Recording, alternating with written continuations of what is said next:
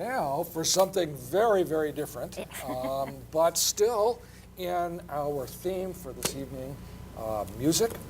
And first on my left, Paulette Lynch, in terms of music here and the arts in the county, what a key person you have been over the last few years in maintaining during those really dry years when there was very little support out there. Things are changing a little bit.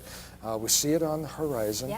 But now Paulette Lynch is the executive director for the Arts Council for Monterey County. That's something like that. That's something like that. Paulette, tell us about the Arts Council. What do you do over there? What we do is try to improve the quality of life for everyone in Monterey County through the arts. And we mean the arts very broadly defined: visual arts, music, dance, poetry, and it's just so many different aspects of the arts. And then we provide grant support to wonderful arts organizations who are working throughout the county. We put professional artists in the schools and have them teach for usually about 10 weeks, usually culminating in a performance or something like that. And then we have special initiatives with partners.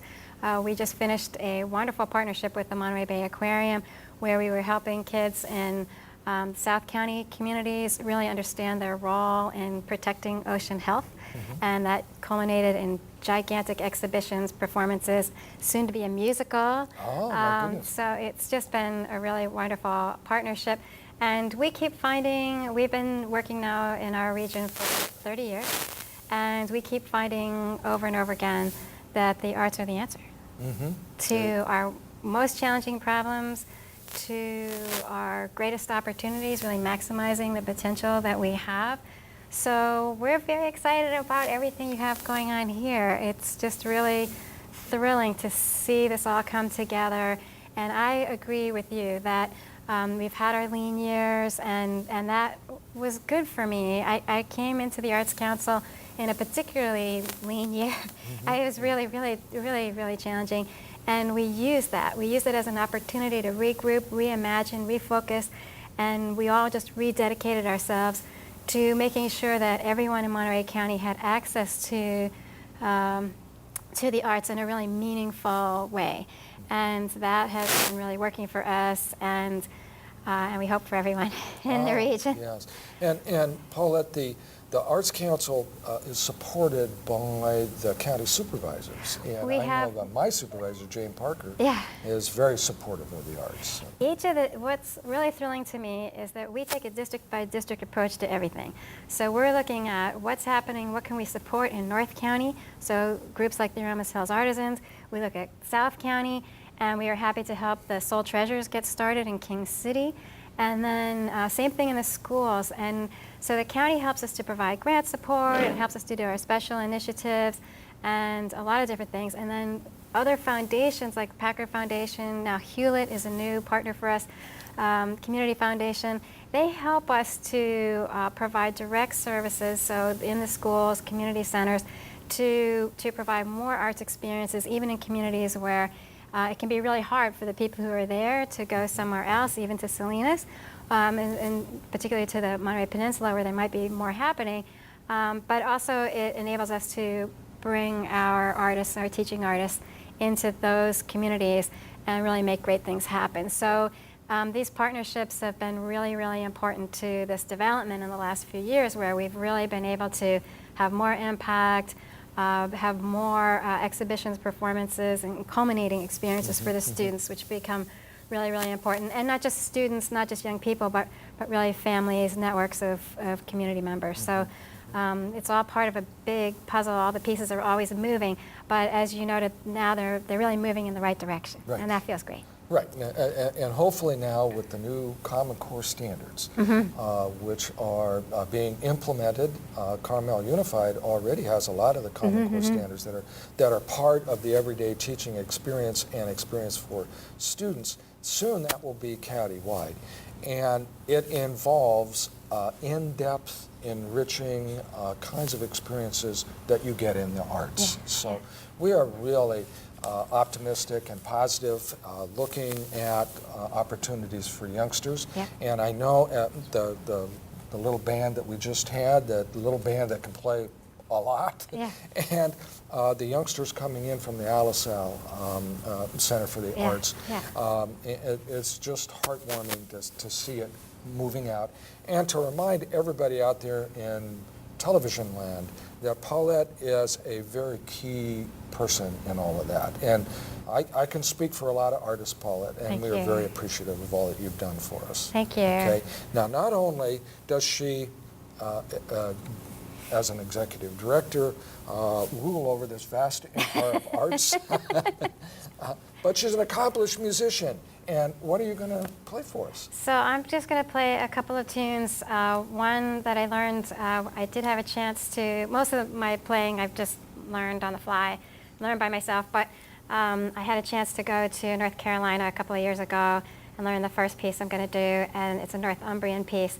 So I'm playing like 200-year-old music on 3,000-year-old instruments, so the hammered dulcimer, and then I'll follow it up with some quicker tunes. But thank you. Okay, wonderful. Thank you.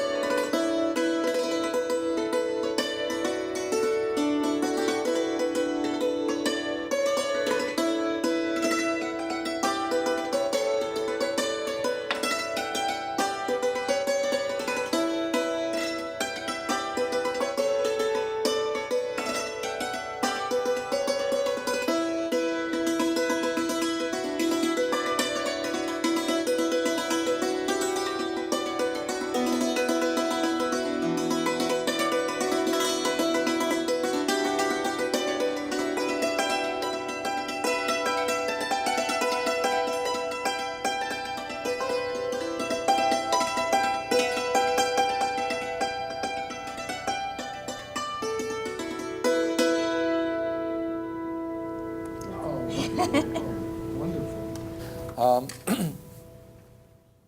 Paulette, that's a dulcimer. A hammered dulcimer. Okay. And what is the history of that instrument? Is it? It's 3,000 years old, originated in the Persian Empire, Oh, my goodness, but now you can see a version of one sort or another in every country from modern day Iran throughout the East and Europe, and I think even in other places you'll see some sort of version, but then it gets further and further away from the original. But there's some that I have double strings, and you'll see some in Hungary and other places that have triples. I don't know how they manage that. And then some have, I love with my hammers, it's just the most fun thing to do in the world. But some you'll see with, in Turkey they call them tırnak. It's little fingernail-y kinds of things that allow you to really dig in. And I'd love to get my hands on a set of those. But for now I just have my hammers. Okay. Well, and now thank you so much. Now you're very welcome. Thank you. We're going to turn now to my right, and an old friend. I don't want to stress the old part, but we go back, Terrance Farrell, and in fact, your wife went to the same high school. Yeah, we go back. Terrance is here, and Terrance, you are going to play some flamenco for us. Tell us what it is that you're going to play for us. The first one is called Bullfight Flamenco, not that I like bullfights, but it has a lot of the Spanish spirit in the music. It's strong passions and pathos. Nothing lukewarm about it. It actually tells a story. Oh, okay. It starts off with a fanfare a la flamenco style. It's real Okay. brassy. If you were at the arena, it would be done with trumpets. Right. And then we have the March of the Matadors as they parade around the arena. Oh, okay. And then the duel under the sun between the bull and the matador, and it's more poignant sort of music. And then another March of the Matador, unless you think the bull won, and another fanfare at the end. Okay, So that's the first fantastic. The bullfighting is kind of like Hemingway-esque for me. I think I would probably be aghast if I actually went to one. Yeah, it's not, no, it's not. It's an acquired taste, I think. Yeah, there you go. Okay, let's hear it.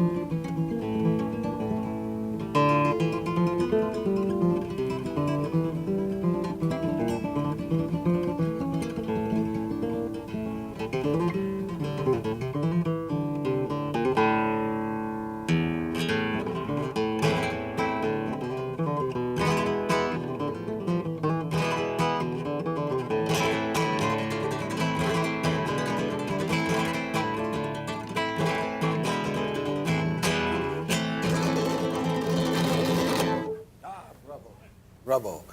Terrance, you've been all over the world, haven't you? Yes. You've toured on shipboard, and tell us about some of those experiences. Fascinating. I played on every continent Oh, my goodness, except okay. one.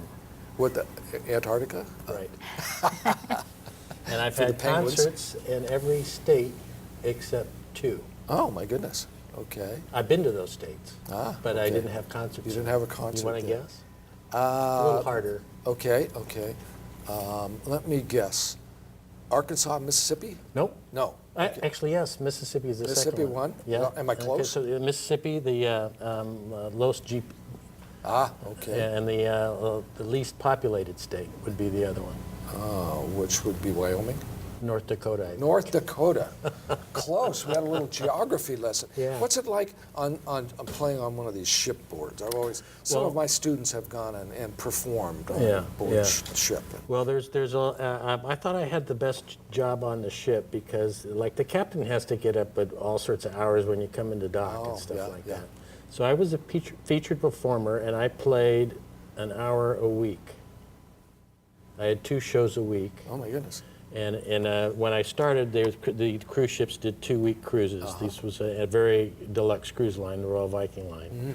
And in 2 weeks, you performed 4 times, and they were 4 half-hour shows, and I was told never to go overtime because I played before dinner, and it was a 1 seating at dinner, and I was not to keep them too long.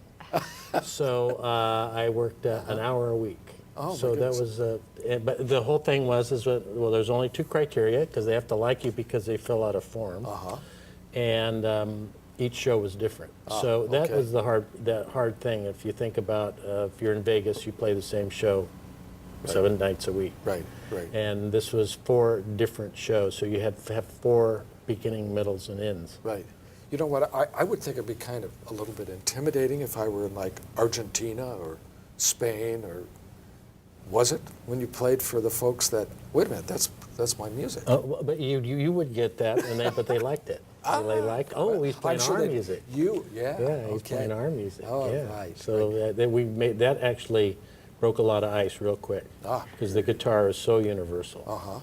And even in the Orient, I mean, the guitar is huge in the Orient. Oh. So they knew all the songs. Oh, my very goodness. very literate audiences. Okay, okay. But it was, as I said, it was a very high end.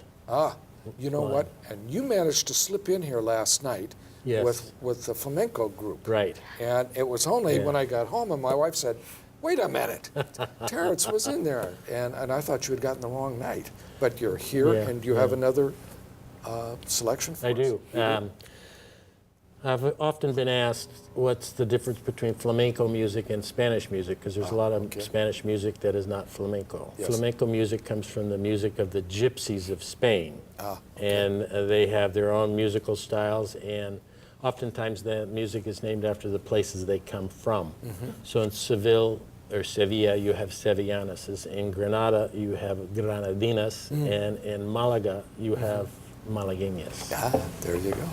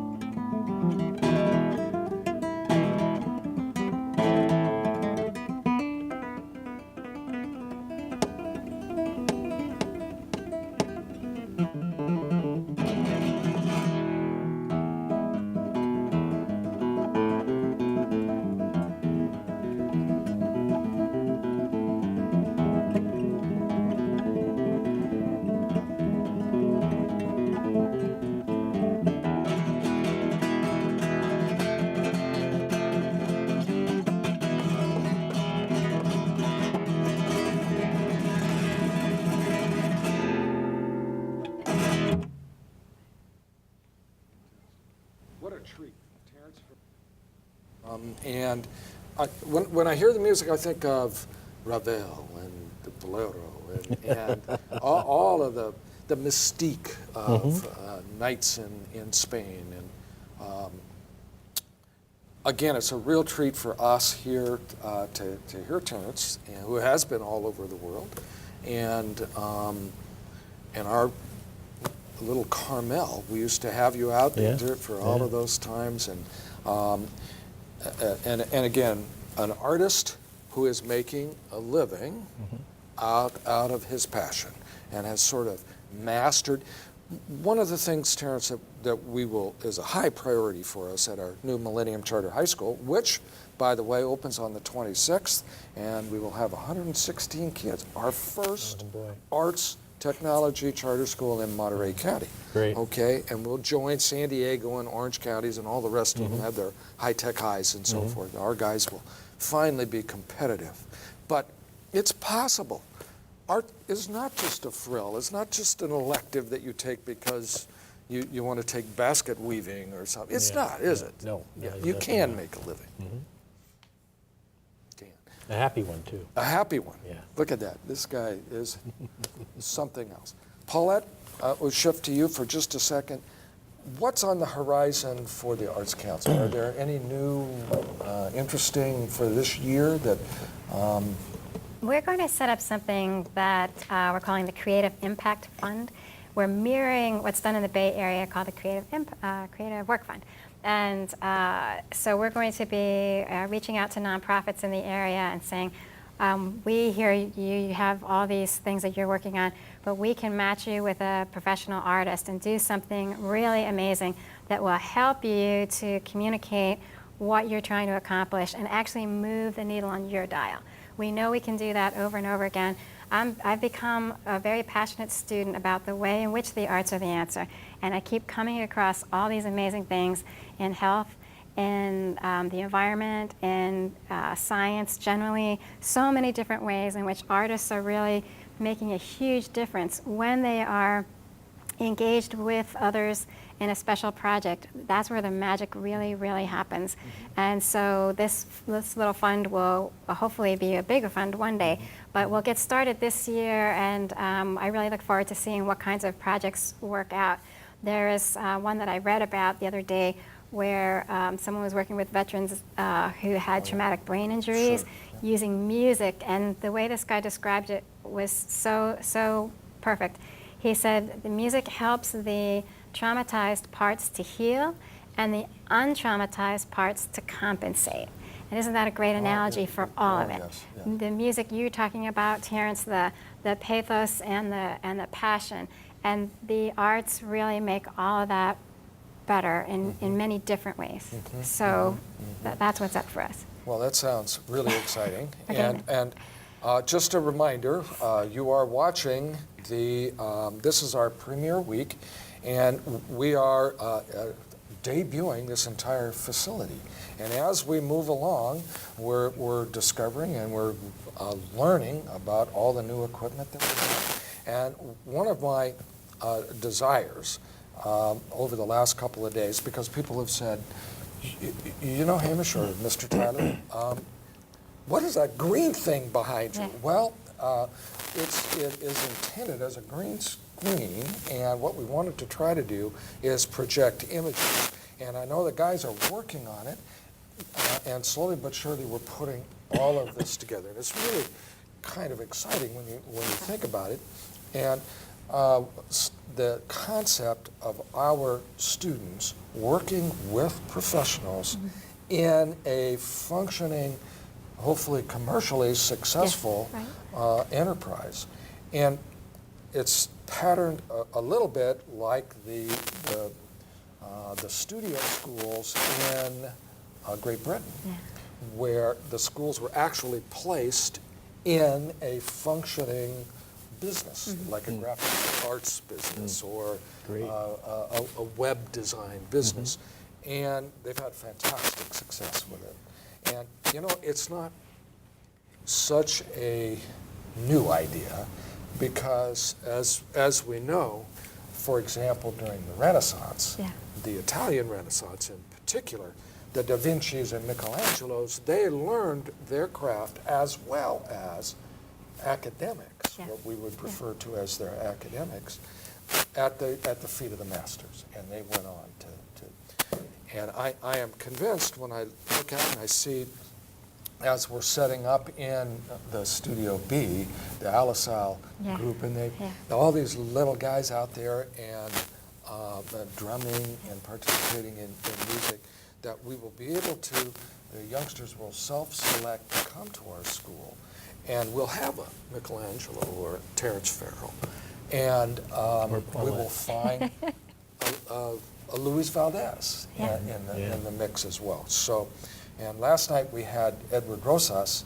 who was from Stampa, Yeah. and he told some fascinating stories about music and the traditions of some of the dance from Veracruz and other parts of Mexico. Each state, yeah. And it just dawned on me, this old guy that has done all these plays and musicals in the past, that the musical theater experience, we need to be inclusive. We need to bring in all kinds of different experiences rather than just Rodgers and Hammerstein, Oh, yeah. although it's cool, Okay. but we need to broaden our perspective. So those are the kinds of things that we're looking forward to in the Millennium Charter High School. And Paulette, we have a few openings in the freshman class and a few more in the sophomore class.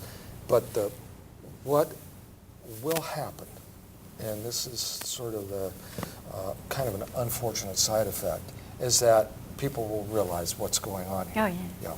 Yeah. And we'll have to go to the lottery and so forth. So I really encourage people out there in television land, if you have a 9th grader or a 10th grader that's interested in the arts and technology, we won't play football, but we will go out and film the football games for you. Yeah, yeah. And broadcast them live. We're going to do that this year. We're going to broadcast football games live, which what a treat. These young men, for example, Tyler and Ron, running the cameras, doing a great job, fellas, are students. Okay, Ron is at CSUMB, and Tyler is just graduating from Palma, and what a great experience Yeah. for them, Yeah. so that to make it available for them. Okay, any parting words of wisdom from the Lady of the Arts? I just have a little tiny bit. Like I said, we find that the arts are the answer, and I think your students are going to find so many ways to incorporate the arts into their careers and into their lives. But I really urge everybody to really think about that, to think about breaking out their paints, getting their guitar off the wall or wherever it might be, or just starting something new. When you engage with the arts, I can tell you for sure, this is the best thing about the music. There is, I almost forgot. So there is a study done, the scientists wanted to know, so what part of the brain lights up when somebody's playing music? Do you know? Do you know? Which part? You know, this one, that one? Okay, so you don't have to even be able to, you don't have to label them all, because they find that the whole brain lights up when you're involved in music. It's the best thing. Okay. Thank you, the whole brain. The whole Thank brain. you so much, Paulette Thank Lynch you. and Terrance Farrell.